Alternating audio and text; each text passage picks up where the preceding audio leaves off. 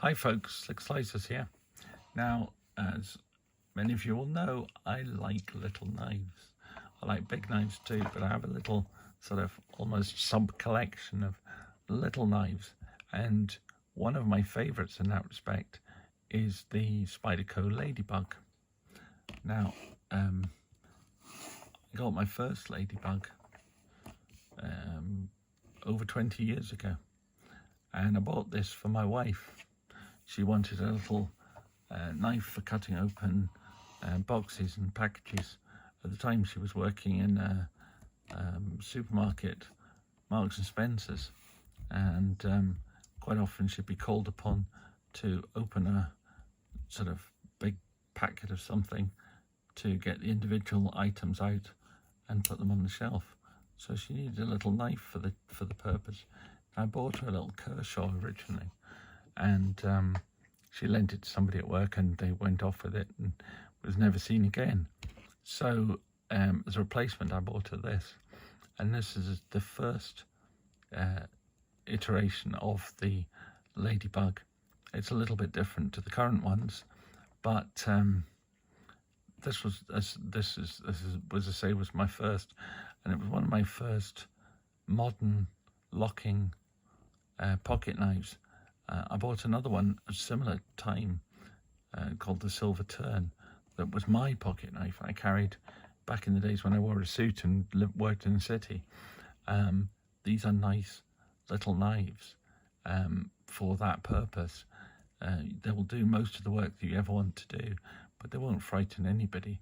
Now, unfortunately, locking knives are effectively banned for everyday carry in the UK, which makes these now, officially weapons of mass destruction that are effectively banned. But I still like to see all the little knives. I have lots of little knives, and these in particular. My latest one is this one here, which I think was probably a Knife Centre exclusive. It didn't come with a box, so I can't say for 100% certain, but I think these Packerwood scaled versions of the Ladybug, well, all of the Secchi built Spyderco lockbacks, they've done a series of them, and they're all done in this Packerwood for the Knife Centre in America, who I have bought from in the past. In fact, I'm just about to show you another one that came from them. That was another limited edition, but their shipping to the UK is, I don't think they do it at all now. So I had to get the other one sent to me by Tobias. But this, as I say, is my latest Ladybug, and it's got these nice Packerwood scales. It also has a Sanmai construction blade, which, if you look at it, if I can get this up here, you can see. Can you see? I don't know if that's in focus. You just put something behind it so that it might focus better. There it is. So it's HAP 40 SU 410. So it's a Sanmai, the HAP 40 core, and SU 410 steel for the outsides. The idea of a Sanmai steel like that is you've got a tougher steel on the outside and a harder, perhaps more brittle steel on the inside, and that's the bit that's sharpened to give you the edge, with the outer steel protecting it. Now, with a little knife like this, one could argue that's just overkill. It's not really required. You're not really going to use this as a pry bar. It's just a little baby knife, but it's still quite nice to have. On the other side, incidentally, when I'm talking about markings, it says Secchi, Japan. And I don't know if you know, but originally, I think it was Paul Gerber, used to make injection molded handled knives in America, but he went out to Japan, and he found people to make them there. Originally a firm called G Sakurai, and then later Moki. He was out there having these knives made, and Almar kind of cottoned onto that and started having his knives made by the same two companies. And then his friend Sal Glesser, when he was moving from making sharpeners to starting to make knives, Almar introduced him to the Japanese knife makers, and he started making knives. And the first iteration, as I say, of the Ladybug falls very similar to the Gerber style of one-piece injection molded handle with a lock back and these pins rather than screws. Back in those days, nobody worried about them being pinned. Nobody wanted to disassemble them, so it was considered absolutely fine. And so that's where the original Spydercos come from. Now, later on, of course, they've started making knives. They make some in Taiwan, Taichung. They make some, or have some made in Italy by some of the Maniago makers. And of course, they have their own facility in Golden, Colorado, USA, Earth, where they make other knives. Now, I only collect the Japanese-made ones. No particular reason, but I don't really collect Spydercos. I collect Japanese knives. But I've got a couple of others of these that have come in over time. This was actually my second one, which was the K390 version.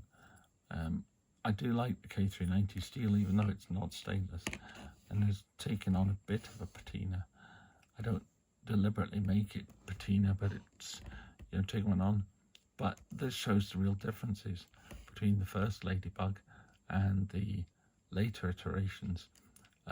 Saber grind being obviously a difference, and the fact that this is has the spidey edge, which I don't think Sal Glesser invented, but he certainly popularized it. One of the significant things about the spidey edge is that it's a chisel ground edge.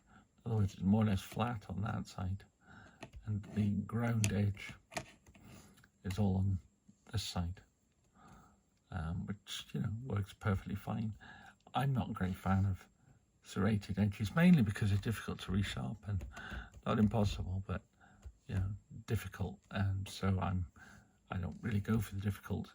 The other things that are different, though, this has a conventional flat grind rather than saber grind, but the hole, spidey hole, is slightly bigger and the blade is slightly broader.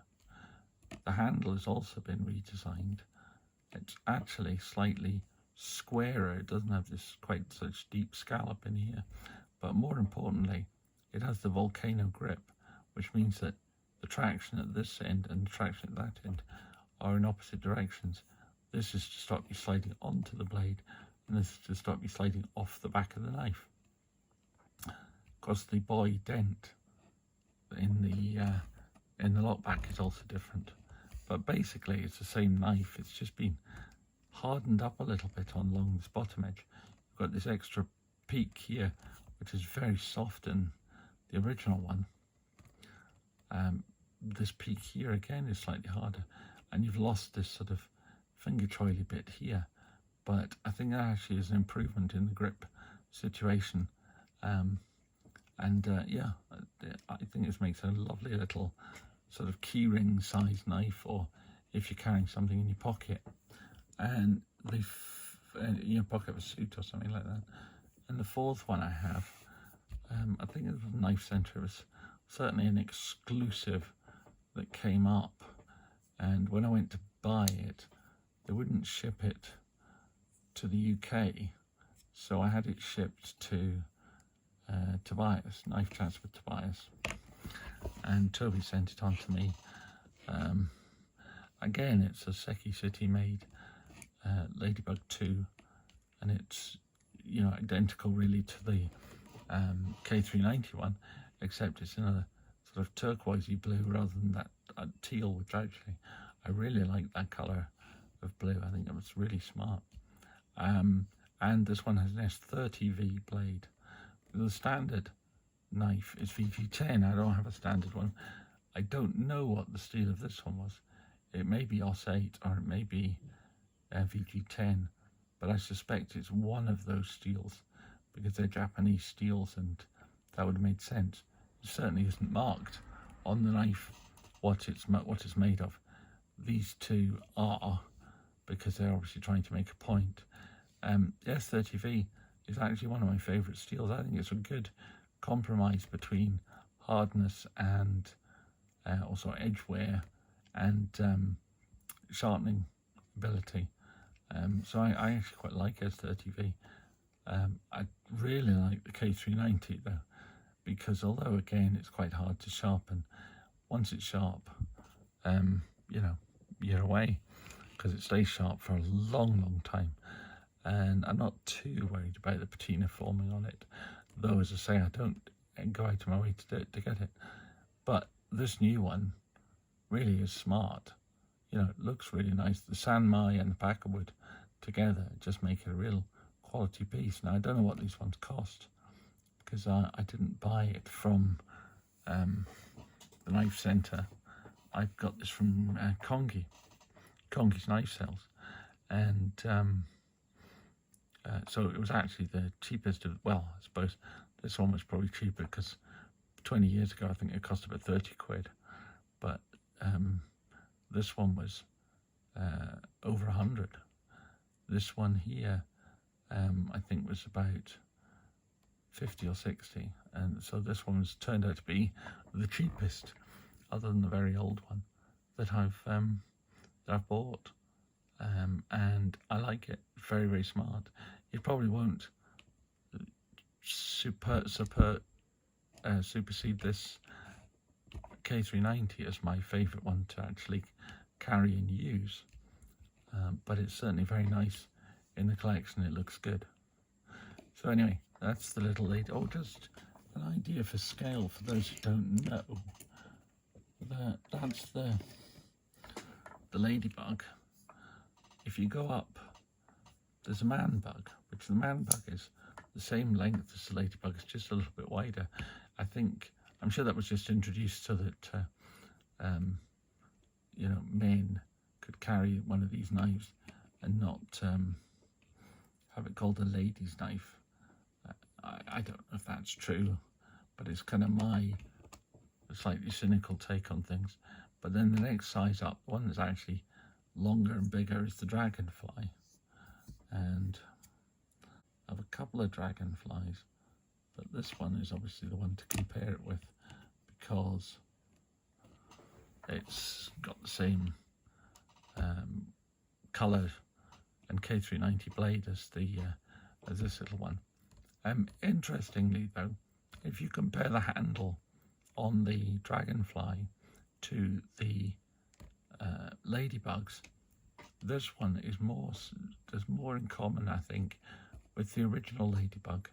And though this is the Dragonfly 4, it's the 4th iteration, but it has this sort of smoother, more drawn out finger trial, and the softer changes in the angle of the handle, whereas, you know, compared to these harder ones. So, which you know, is just interesting. The Dragonfly does have a paper clip. I took this one off because I like to carry my knives in a slip. It doesn't fit so well with the clip, and the clip adds nothing and except discomfort when you're using the knife, in my book. I've just remembered something else actually. Difference between the Mark 1 and the later ones. There's no jimping on the back of these ones, whereas these have it. I don't know whether that's an improvement or not, because I actually probably prefer them without the jimping.